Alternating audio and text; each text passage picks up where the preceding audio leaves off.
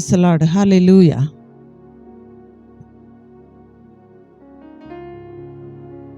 Praise the lord. Hallelujah. దేవుని పరిశుద్ధ నామానికి స్తోత్రం కలుగునుగాక. ఈ మంచి ఉదయకాల సమయం దేవుని మాటలు వింటున్న మీ అందరికీ కూడా నా హృదయపూర్వకమైనటువంటి వందనాలు. ఎలా ఉన్నారు? మీరు, మీ కుటుంబాలు, మీ బిడ్డలు క్షేమంగా ఉన్నారా? దేవుని మహాకృప మీకు, మీ కుటుంబాలకి తోడయ్యుండును గాక. ఆమేన్. పరిశుద్ధ గ్రంథంలో నుండి ఒక వాక్యాన్ని మనం చదువుకుందాం. చూడండి, సామెతల గ్రంథం 15వ అధ్యాయం 16వ వచనాన్ని మనం చదువుకుందాం. సామెతల గ్రంథం 15వ అధ్యాయం 16వ వచనం. నెమ్మది లేకుండా విస్తారమైన ధనముండుట కంటే యెహోవా యందలి భయభక్తులతో కొంచెము కలిగి ఉండుట మేలు. హల్లెలూయా. పరిశుద్ధ గ్రంథాన్ని మనం చూస్తే జ్ఞాని అయినటువంటి సొలొమోను గారు పరిశుద్ధాత్మ ప్రేరణతో రాసినటువంటి అమూల్యమైనటువంటి మాట ఏంటంటే, నెమ్మది లేకుండా విస్తారమైన ధనముండుట కంటే యెహోవా యందలి భయభక్తులతో కూడా కొంచెము కలిగి ఉండుట మేలు అని. నిజమే, ఇంట్లో అన్నీ ఉన్నా, వెండి బంగారాలున్నా, ఆస్తులు అంతస్తులున్నా, మేడ మెద్దెలు ఎన్ని కలిగి ఉన్నా, తినడానికి అన్ని రకాలు మనకున్నా, కుటుంబంలో నెమ్మది అనేది లేకుండా, సమాధానం అనేది లేకుండా, విస్తారమైనటువంటి ధనం ఉండుట కంటే నెమ్మది కలిగి ఉంటే మంచిది కదా. చూడండి, ఈ రోజున చాలామందికి అన్నీ ఉన్నాయి. ఆస్తి అంతస్తులు ఉన్నాయి, మేడ మెద్దెలు ఉన్నాయి, వెండి బంగారాలు ఉన్నాయి. చాలామంది చెప్తా ఉంటారు, బ్రతికినంతకాలం కూర్చొని తిన్నా సరిపోయినంత మాకుంది అని. ఇంకా ఒక అడుగు ముందుకేసి ఇంకా కొంతమంది అంటారు, తరతరములు తిన్నా తరగని ఆస్తి మాకుంది అంటారండి. నిజమే, మంచిదే, ధనం కలిగి ఉండటం మంచిదే. కానీ నెమ్మది ఉందా? సంతోషం ఉందా? ఇంట్లో సమాధానం ఉందా అంటే నెమ్మది లేదండి.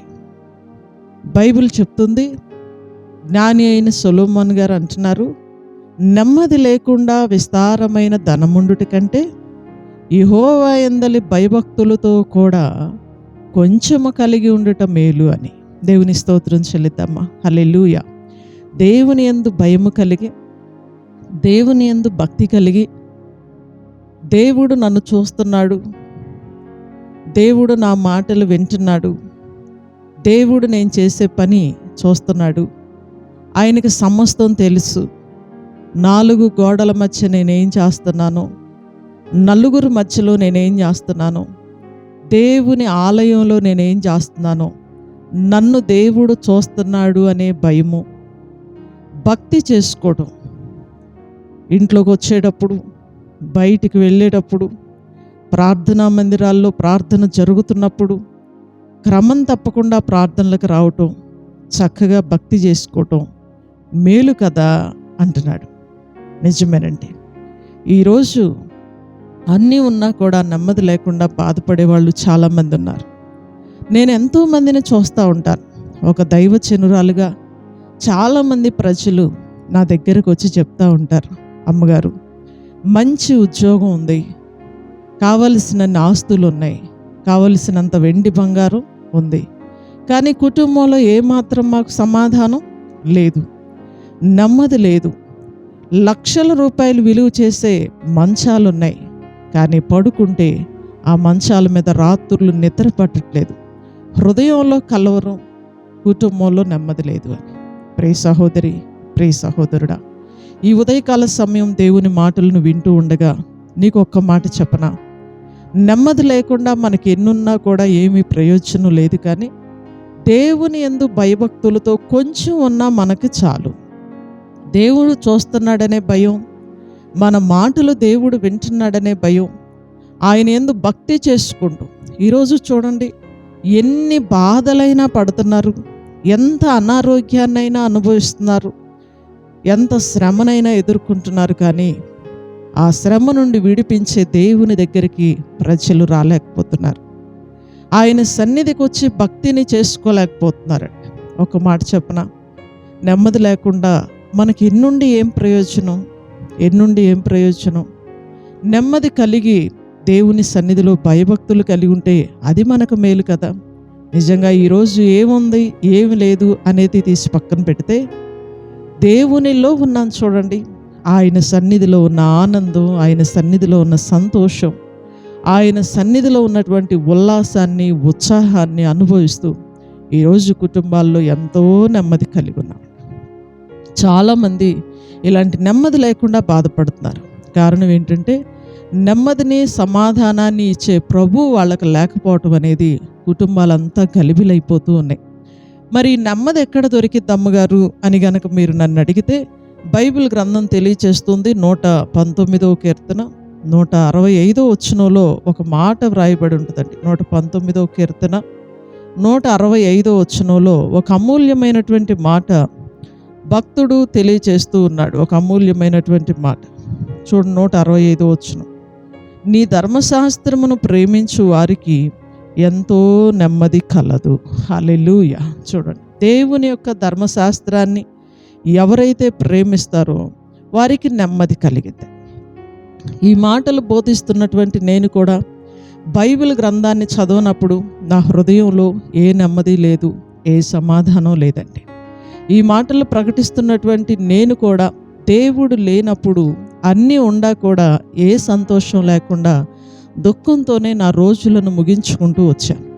ఎప్పుడైతే యేసుక్రీస్తుని నిజమైన దేవుడిగా నేను అంగీకరించానో, ఆయన సన్నిధిలో నేను ఆయన కోరుకున్నట్లు బ్రతుకుతూ ఆయన మాటలు వింటూ నేను ఎప్పుడైతే మొదలు పెట్టానో, అప్పుడు నా హృదయానికి నెమ్మది, నా కుటుంబంలో సంతోషం, నా హృదయానికి సమాధానాన్ని దేవుడిచ్చాడండి.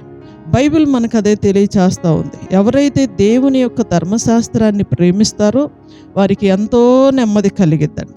నీ ధర్మశాస్త్రమును ప్రేమించు వారికి ఎంతో నెమ్మది కలదు. కీర్తనాకారుడు ఈ 119వ కీర్తన రాస్తూ దాదాపు 176 వచనాలని రాశాడండి. బైబిల్ గ్రంథంలోనే అత్యంత పెద్ద అధ్యాయం ఏది అంటే ఈ 119వ కీర్తనే. 176 వచనాలు కలిగినటువంటి ఈ 119వ కీర్తన మొత్తం కూడా దేవుని వాక్యం మీదే వ్రాయబడి ఉంటుంది. వాక్యాన్ని ప్రేమిస్తే ఏం జరిగిద్ది, వాక్యాన్ని హృదయంలో పెట్టుకుంటే ఏం జరిగిద్ది, వాక్యాన్ని నేర్చుకుంటే ఏం జరిగిద్ది, వాక్యాన్ని చదివితే ఏం జరిగిద్ది, ఆ వాక్యం మనల్ని ఎలా నడిపిస్తుంది, ఆ వాక్యం మనల్ని ఎలా బ్రతికిస్తుంది, ఈ వచనాలన్నీ కూడా, ఈ మాటలన్నీ కూడా ఈ 119వ కీర్తనలోనే ఉన్నాయండి. అందుకే ఈ కీర్తనాకారుడి కీర్తన రాస్తూ అంటాడు, నీ వాక్యమే నన్ను బ్రతికించుచున్నది, నా బాధలలో ఇదే నాకు నెమ్మది కలిగిస్తుంది అంటాడు. ఈ 119వ కీర్తన 50వ వచనాన్ని కనుక మనం చూస్తే, నీ వాక్యము నన్ను బ్రతికించి ఉన్నది, నా బాధలలో ఇదే నాకు నెమ్మది కలిగించుచున్నది. హల్లెలూయా. చూడండి, నీ వాక్యం నన్ను బ్రతికిస్తుంది. ఈనాడు చూడండి, చాలామంది పిల్లలు చాలా దుఃఖంతో, వేదనతో, కన్నీళ్ల మయంతో మందిరంలోనికి వస్తూ ఉంటారు. పరిశుద్ధాత్మ దేవుడు వాక్యం ద్వారా వారితో మాట్లాడినప్పుడు వారెంతో ఆదరించబడి, ఓదార్చబడి, కన్నీళ్లతో ప్రార్థన చేసుకుంటూ తిరిగి వెళుతూ చెప్తారు, నేను చాలా దుఃఖంతో, వేదనతో మందిరంలోనికి వచ్చానమ్మా, దేవుడే నాతో మాట్లాడాడు, ఇప్పుడు నా హృదయంలో ఉన్న భారం దిగిపోయింది, నాకెంతో నెమ్మది కలిగింది అని. ఎవరు మాట్లాడారో తెలుసండి? దేవుని వాక్యం. అందుకే పరిశుద్ధ గ్రంథం తెలియచేస్తూ ఉంది, దేవుని యొక్క ఉపదేశం అంగీకరించిన వాళ్ళు, దేవుని యొక్క వాక్యాన్ని అంగీకరించిన వాళ్ళకి ఎంతో నెమ్మది కలిగింది. ఈ ఉదయకాల సమయం దేవుని మాటలు వింటున్న ప్రియ సహోదరుడా, ప్రియ సహోదరి, నెమ్మది లేకుండా బాధపడుతున్నావా? నీకు నెమ్మది కావాలి, ఎక్కడ దొరికిద్దా అని నువ్వు వెతుకుతూ ఉన్నావా? అయితే నీకు ఒక శుభవార్త చెప్పనా?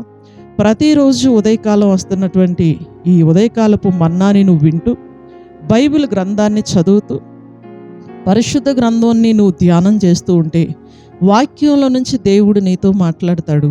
ఆ వాక్యమే నిన్ను బ్రతికిస్తుంది. నీ బాధలలో ఈ వాక్యమే నీకు నెమ్మది కలిగిస్తుంది. నెమ్మది లేకుండా బాధపడుతున్నావా? నీకు నెమ్మది కావాలంటే ప్రతిరోజు ఉదయకాలం దేవుని యొక్క వాక్యాన్ని విను. నీకు నెమ్మది కావాలి అంటే ప్రతిరోజు ఉదయకాలం పరిశుద్ధ గ్రంథాన్ని చదువు.